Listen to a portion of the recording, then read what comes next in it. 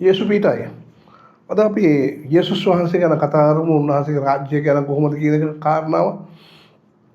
යසායා පොතේ නම් කියනවා යසායා පොත ලියවෙන්නේ යේසුස් වහන්සේ උපදින්න ඉස්සෙල්ලා අවුරුදු 550ක කාලය අතර තමයි ලියලා ඉවර වෙන්නේ. ඉවර වෙන කාලය.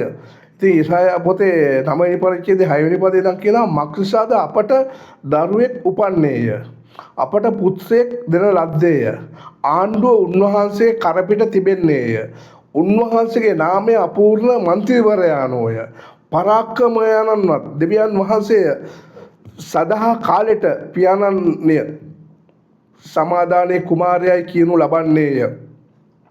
මෙතන් පටන් සදා කාලෙටම දාවිද්ගේ සිංහාසනයේ ඔහුගේ රාජ්‍ය යුක්තෙන්ද ධර්මිෂ්කමෙන්ද ස්ථිර කර පිහිටවන පිණිස ඒවා කෙරෙහි උන්වහන්සේගේ ආණ්ඩුව විශාලත්වය සමාදානය කෙලවර නොවන්නේය. සේනාවල ස්වාමීන් වහන්සේ ජූලිතව මෙසේ ඉෂ්ට කරනසේක. ඇත්තට උන්වහන්සේගේ ආණ්ඩුව කෙලවර නැහැ. උන්වහන්සේ සදාකාලික දෙවිඳුන් සිටියා වූ සිටින්නව මතු සිටින්නව සදාකාලික දෙවිඳුන්. උන්වහන්සේ මාව ජීවිතේ අරගෙන මොකද මිනිසයා පව් කෙරුවා. මිනිසා පව් කෙරුවා මේ ශරීරයක් ගන්න උනා උන්වහන්සේට ඒක ගෙවන්න. ඉතින් උන්වහන්සේ කරුණාව අති විශාලව තිබෙනවා. ඉතින් ආණ්ඩුව උන්වහන්සේ පිට තිබෙන්නේ.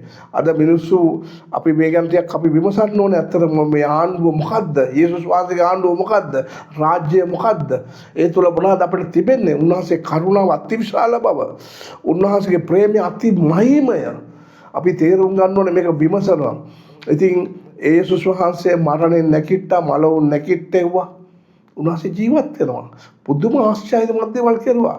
රෝගීන්ව සුව කෙරුවා, අංශභාග රෝගීන්ව සුව කෙරුවා, කොරුන් නැවිද්දෙව්වා, ගොළුන් කතා කෙරුවා. බොහෝ දේ කෙරුවා උන්වහන්සේ. කෑම දුන්නා 5000කට කන්න. මනුස්ස පිරිමිතරක් ඒ වගේ බොහෝ ආශ්චර්යමත් දේ කෙරුවා. ඒ කෙරුවේ මොකද යේසුස් වහන්සේ? දෙවියන් වහන්සේ බව ඔප්පු කරන්න. පොළොවේ එවැනි කිසිම කෙනෙක් මේ පොළොවේ කරලා නැහැ. ආපු කිසිම ශාස්ත්‍රවරයෝ කියලා ආපු කිසිම කෙනෙක් කරලා නැහැ. ඒසා උන්වහන්සේ දෙවියන් වහන්සේමයි. අපි සටන් කරන්නේ මිනිස්යාට විරුද්ධව නෙමෙයි. කිසි මිනිස්යෙකුට විරුද්ධව සටන් කරන්නේ නැහැ. මිනිස්යා තුල ඉන්න අන්ධකාරයට විරුද්ධව. මහන්සිය කියන්නේ ශරීරයේ රුධිරය කියන්නේ ඒට විරුද්ධ නෙමෙයි. විශ්වයේ අන්ධකාරය සාතන් රිංගගෙන ඒ සාතන්ගේ පැවැත්ම තමයි එයාගේ රාජධානි තමයි මුළු පොළොවේම පිහිටවලා තියෙන්නේ. ඒක ඇවිල්ලා යේසුස් දෙවියන් වහන්සේගේ ජීවිතය දීලා නැවත ගත්ත උන්වහන්සේ. ඒ තරම් ප්‍රේමණීයයි උන්වහන්සේ. උන්වහන්සේ ගත්ත ක්‍රමය තමයි කුරුසියේ පූජාව. අපේ සියලු පාප ඉපදිලා ඉන්න හැම කෙනෙක්ගේ පාප උන්වහන්සේ දැරුවා. උන්වහන්සේ ප්‍රේමණීයයි, මහිමය, මරණය නැගිට දෙවිඳුන්. ඉතින් අපි යේසුස් වහන්සේ ගැන මේ රාජ්‍ය උන්වහන්සේ පිට මිනිස්සු අද ආණ්ඩු බලය රාජ්‍ය මත ඡන්ද දියමින් බොහෝ දේ හොයනවා. ඡන්ද දීලා ඊට පස්සේ බයිනවා. කොයි රාජ්‍යයක් කවත් මිනිස්සු බයිනවා. ඒ මොකද මිනිස්සුගේ වරදක් නෙවෙයි. මිනිස්සු හරි හොඳයි. මිනිස්සුව පාලනය කරන ඒ බලය තමයි අන්ධකාරය. දොස් තබන්නේ.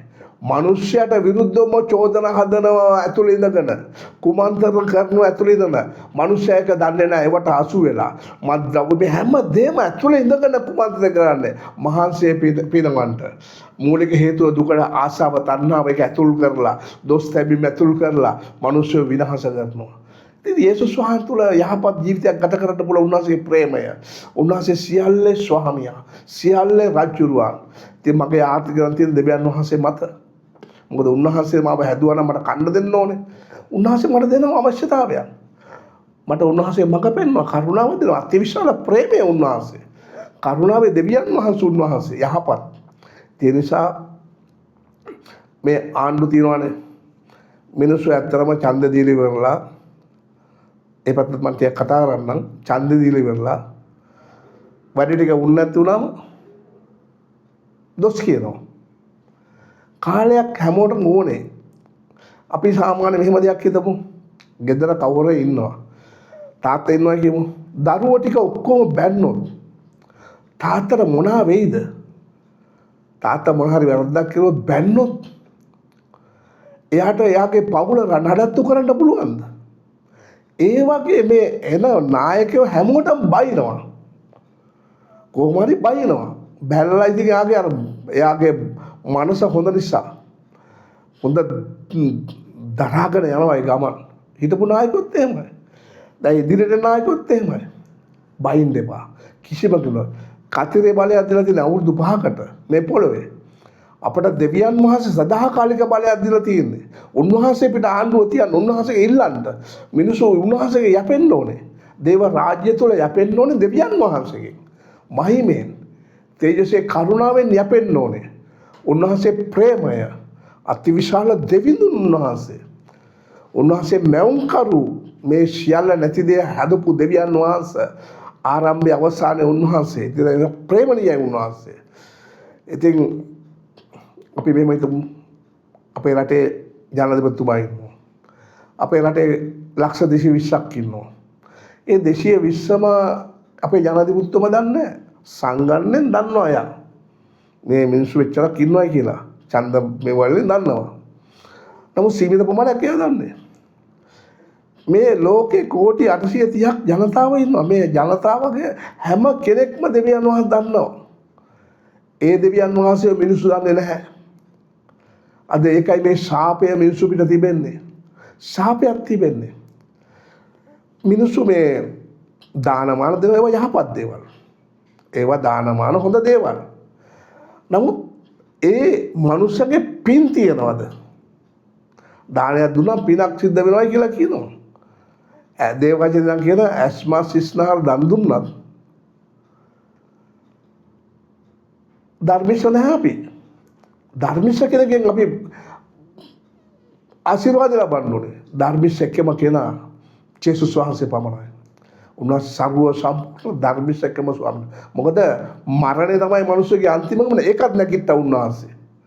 තව මොනවද කරන්නේ? නැකිලා දවස් 40ක් මිනිස්සු දෙන්නා 50 වෙනි දවස් තමයි උන්වහන්සේ උසෝගත්තේ. උසෝගත්තන් පස්සේ තමයි සුද්ධාත්මයන් වහන්සේ 50 වෙනි දවසේ ආවේ පොළොවට.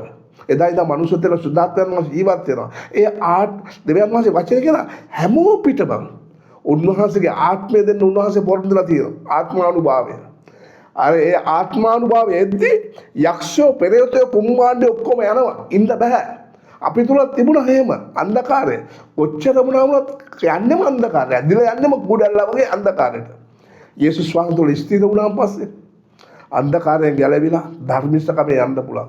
ඒකයි මේක දැනෙනවා. මේක දැවිල්ලක් වගේ ඇඟ පුතල. මේක කිව්වේ නැත්තම් මාර අමාරුයි. මොකද මිනිස්සු විනාශ වෙනවා. දවසින් දවස මැරෙනවා. බෙල්ලේ වැරදා ගන්නවා, වෙඩි තියනවා, තව මිනිස්සු වෙඩි තියනවා. මරලා ඇති වැඩක් මොනවාද? දේවචනන් කියනවා මතෙව් 28 ඉඳන් කියනවා මතෙව් 10:28 ඉඳන් කියනවා ශරීරයත් ප්‍රාණයත් විනාශ කරන්න දන්නවන්ද බය වෙන්න එපයි කියලා කියනවා. ශරීරේ ප්‍රාණය ආත්මය විනාශ කරන්න පුළුවන් තරන් වහන්සේ දෙවියන් වහන්සේ. උන්වහන්සේගේ ප්‍රේමයෙන් සමාව දෙන වගේ විනිශ්චය දවසකුත් එනවා. ඒ අවස්ථාවේදී මිනිස්සු කොහෙද යන්නේ? නිරයට. ඒ නිරයෙන් ගලවන්න තමයි ආවේ. උන්වහන්සේ පොරොන්දු ඉෂ්ට කරන දෙවියන් වහන්සේ. මහිමය. මේක තේරුම් ගන්න. ඉතින් අපේ මිනිස්සු බොහෝ පින් කරනවා. නමුත් පින ලබා ගන්න තියෙන දෙවියන් වහන්සේගෙන්ම තමයි. මහිමය ලබා ගන්න හැරෙන්න මහිමයට අපි මහිමයක් දීලා වැඩක් නැහැ. අපිට ස්තුතිය වෙච්චරයි. වෙන කාරණා ටැක්ස් එකක් දෙන්න විතරයි තියෙන්නේ. උන්වහන්සේ ප්‍රේමණීයයි. උන්වහන්සේ ප්‍රේමණීයයි. දරුවෙකු තාත්තලා ආදරය කරනවා වගේ ආදරයක් තියෙන්නේ.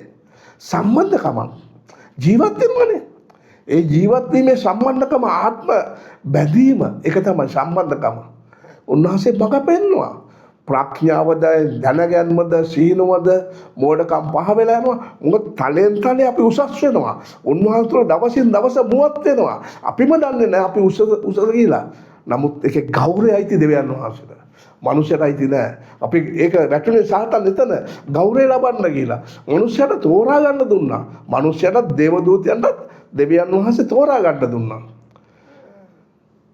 උන්වහන්සේ සර්ව බලධාරි නිසා සුව කැමැත්ත තෝරා ගන්න. නැත්නම් උන්වහන්සේ ඒකාධිපති පාලනය කරනවා නෑ. මනුෂ්‍යයට තෝරා ගන්න දුන්නා. සුව කැමැත්ත. මනුෂ්‍යයා තෝරාගත්තේ වරද? අධර්මිෂ්ඨකම. ඉතින් උන්වහන්සේ බැවිලා මේ අධර්මිෂ්ඨකමට මිලේ ගෙව්වා. උන්වහන්සේ හදපු නිසා උන්වහන්සේ මිලේ ගෙව්වා. ඒ තරම් ප්‍රේමණීයයි. යේසුස් වහන්සේ හොයන්න. යේසු පිටයි.